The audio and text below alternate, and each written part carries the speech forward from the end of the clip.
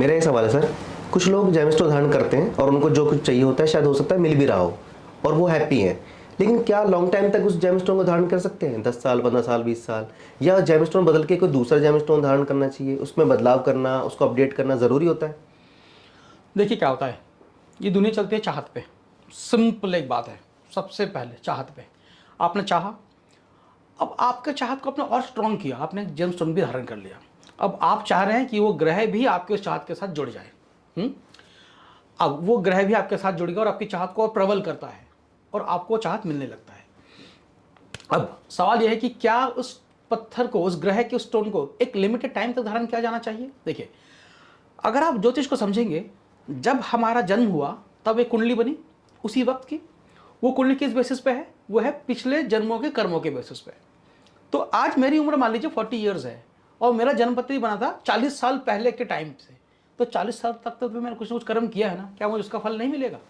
तो पहले आपको आंसर ये मिलना पड़ेगा कि जो मुझे कर्म फल मिल रहा है अभी, और जो कुंडली देख के बताया जाता है, वो 40 साल पहले के डेटाबेस को देखकर एनालाइज किया जा रहा है। 40 साल तक मैंने क्या किया उसका कोई कुंडली नहीं बता सकता। मैंने कुछ ना कुछ एक्शन तो लिए है ना, उसका भी तो फल मिलेगा। ओके। अब आपका सवाल था कि क्या समय टू समय बदलना चाहिए? अब सिर्फ जो इसका आंसर दे दूं धीरे धीरे। हाँ, जो कुंडली है, ये कुंडली के ऊपर चलते दशाएं। दशाएं मतलब कि जो 9 ग्रह हैं, ये 9 ग्रह अपने अपने रोल प्ले करते हैं, टाइम टू टाइम बदलता रहता है हर किसी का अपने अपने समय के अनुसार। ठीक है। अगर आप देखेंगे महादशा, अंतरदशा, प्रत्यंतर दशा, इस तरह से लेवल्स होते हैं। तो बड़े सूक्ष्म टाइम के अनुसार भी दशाएं बदलती हैं, पर लोग बाग जो ज़्यादा मानते हैं वो अंतरदशा को मानते हैं। महादशा मान लीजिए चीफ मिनिस्टर है और अंतरदशा मान लीजिए सेक्रेटरी है। चीफ मिनिस्टर ने डिसीजन ले लिया क्या करना है, तो करता वो चीफ मिनिस्टर नहीं है, उसका सेक्रेटरी करते हैं। तो सेक्रेटरी के अनुसार जेमस्टोन बदला जाता है। अभी मेरे जीवन में सेक्रेटरी कौन है, मेरे कुंडली के अनुसार इस वक्त का सेक्रेटरी कौन है? तो मान लीजिए इस वक्त का सेक्रेटरी है बुध फॉर एग्जांपल। तो बुध ग्रह के जो पावर्स हैं वो प्राइमरी, वो अपने तरीके से अपने इंटेलिजेंस के अनुसार काम को कराएंगे, हर काम को। जैसे बुध क्या है? इंटेलिजेंस है, एक नोटी है, दिमाग है, तेज तरार। गलत के साथ बैठ गया तो गलत गलत जैसा करने लगेगा, अच्छे के साथ बैठ गया अच्छा जैसा करने लगेगा। आप समझ रहे हैं? बुध को समझ रहे हैं? अब वो किसी नोटी व्यक्ति को शादी की जिम्मेदारी दे दी जाए तो वो नोटीनेस के साथ, इंटेलिजेंस के साथ तो शादी को कराएगा। समझ रहे हैं? अगर शादी की जिम्मेदारी मंगल को दे दिया जाए, मंगल क्या है? पावर है, ताकत है, इंडिपेंडेंसी, वो उस काम को उस तरीके से कराएगा। हर एक काम को वो ग्रह अपने तरीके से कराता है, अपने संस्कार के थ्रू कराता है, ऐसा मान लीजिए, समझ लीजिए।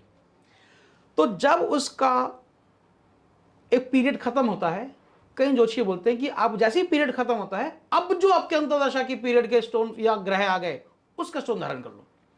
पर मुझे लगता है कि ये बहुत कॉम्प्लिकेटेड है, ये इतना आसान नहीं है। अगर आप बहुत गहराई से देखेंगे आसान नहीं है। मैं जो पाना चाहता हूं इतना सरल नहीं है, ये सिर्फ ऊपर ऊपर ऊपर ऊपर चलता है। हर पत्थर कुछ ना कुछ असर करता ही है। हाँ, हर पत्थर के साथ आपकी चाहतें जुड़ी हुई हैं, आपको मिलता तो है ही, लेकिन मैं जो एग्जैक्टली चाहता हूं वो पत्थर हमेशा दे पाए ऐसा नहीं होता। 100 में से 2% शायद होता होगा, ऐसा मेरा मानना है। पर हाँ, पत्थर अपना असर नहीं खोता, पत्थर तो पत्थर है। आप ये दशाओं के अनुसार, गोचर के अनुसार, गोचर मतलब करंट ट्रांजिट, इस वक्त जो इस समय पे जो चल रहा है, आप समझ रहे हैं?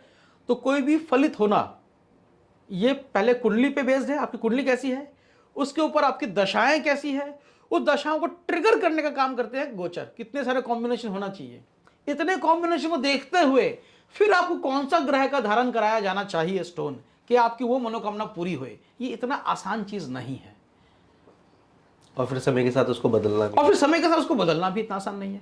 तो एक अच्छे जीवन को जीने के लिए आपको उस एडिक्शन से बाहर जाना पड़ेगा।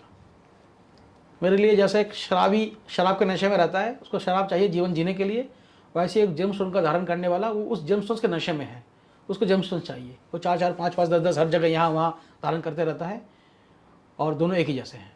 मेरा ये मानना है, आपको अगर जीवन को सही से जीना है, आपको सारे जेमस्टोन्स को उतारना पड़ेगा, या आपको समझ के अपनी समझदारी से आपको वो जेमस्टोन धारण किया जाना चाहिए। ज्योतिष शास्त्र को जो बनाया गया है, जिन ऋषियों मुनियों ने बनाया है, उन्होंने इसलिए बनाया था कि हम अपने पेंडिंग कर्म फल को समझ सके और उसको प्लान करके काट सके।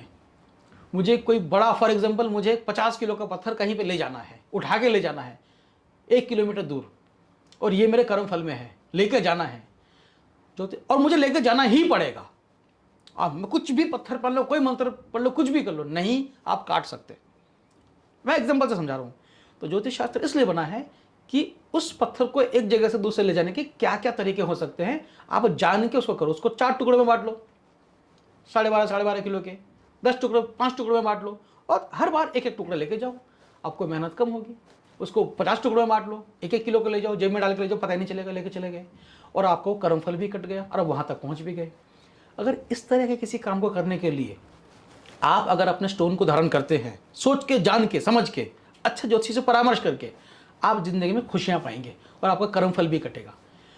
कर्मफल काटना ही पड़ेगा, आप इससे बच नहीं सकते, कोई नहीं बच सकता, कोई पत्थर नहीं बचा सकता। होता क्या है, हम बेहोशी में होते हैं, छटपटा रहे होते हैं, हमें तकलीफ में है, वो तकलीफ हम ही ने लिया है कहीं ना कहीं, हम ही ने मांगा है कहीं ना कहीं, और उस तकलीफ से बचने के लिए एक और जेमस्टोन धारण करते हैं और तकलीफें बढ़ाते हैं, और ऐसे ये चलता रहता है। इसी को बोलते हैं कर्म बंधन में बंधा जाना, कर्म बंधन में बंधता जाना।